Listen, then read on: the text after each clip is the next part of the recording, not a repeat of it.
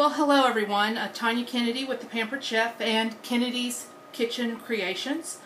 Today I am going to make tabouleh.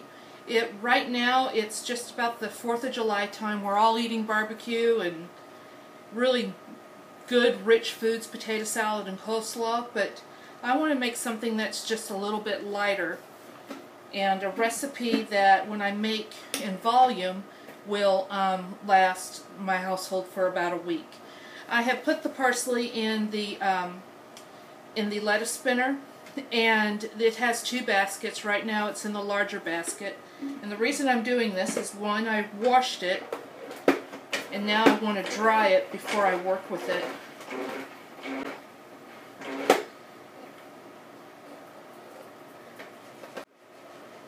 And there we go. It has a brake on it so you can stop it. You don't have to wait for it to stop, and the handle locks down. So all the parsley is dry, and then there's a little bit of water there. So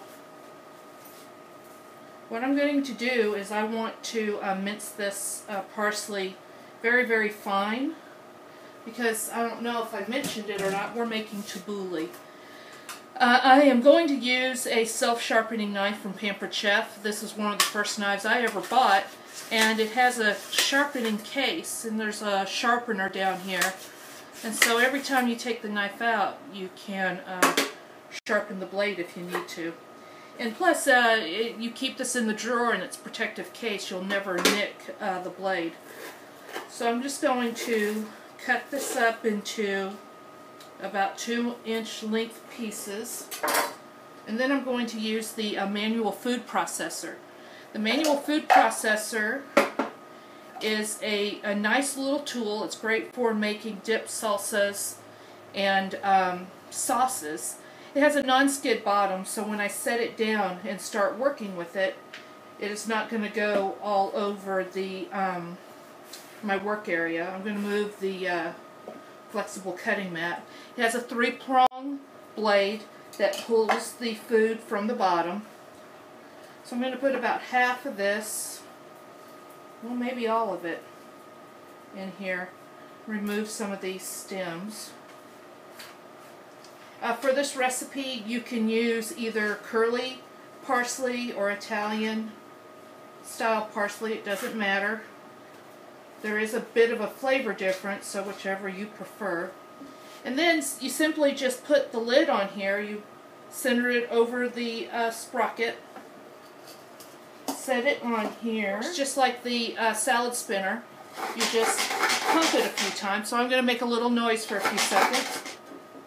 Okay, the parsley's chopped up pretty fine, and the smaller the better, because this is a Middle Eastern dish, and it's typically eaten with pita bread or flatbread. So I'm going to pour this out, and I'm going to use this again for the tomato. I like to use Roma tomatoes for this recipe because they're firmer. I'm going to use the corn more. And I'm just going to get the core of the tomato out. Pretty easy. Then I'm going to show you all this neat little tool. It also has a non-skid bottom.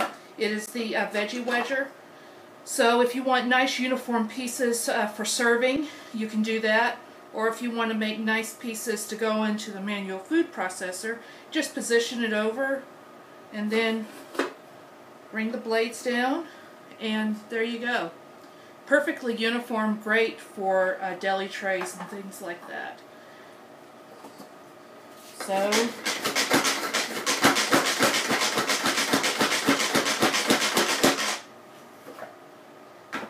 the tomatoes don't take much processing at all. They're softer.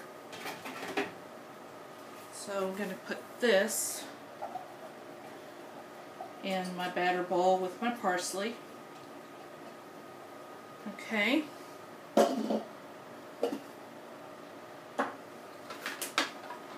So the next item for this recipe is some garlic cloves.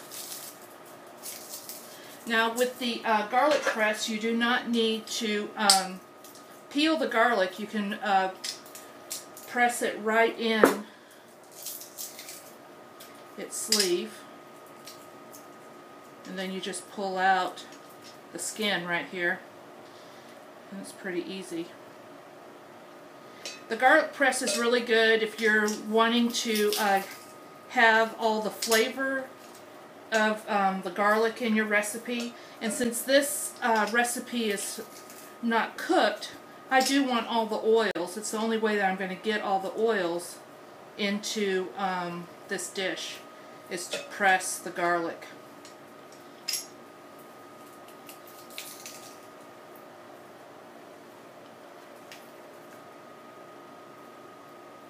So pretty easy. And then I am going to juice a lemon. And you'll notice I'm using the flexible cutting mats. I love these things because they are easy to clean, easy to use, and to move ingredients from one dish to another. So I'm using the Pampered Chef juicer to juice a lemon. Now when I make this recipe for home, I usually use about 6 bunches of parsley, but for this demonstration I have scaled it down quite. Okay, and I'm going to put a splash of olive oil. A little bit of pepper.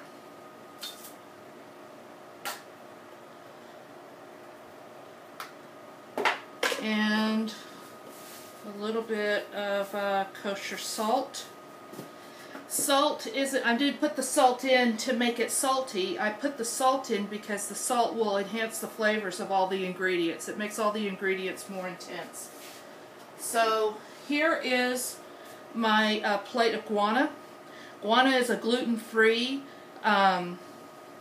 it's not a grain, it's a seed, and but it's gluten-free. When you buy it whole as a seed, if you buy it processed, then it loses its gluten-free properties. But just for this recipe, I'm only going to put that much in here. And I think I got everything. So I'm just going to mix it up. And there you have it. Tabouleh. You can call it a salad. You can get this at like a Lebanese restaurant as an appetizer. To store it for several days, up to a week in the refrigerator. I'm using the batter bowl, and the batter bowl has a lid. You just put a lid on it and it'll stay good for about a week. Now the dip that I have in the article this week is made with Greek yogurt, and I've already mixed this.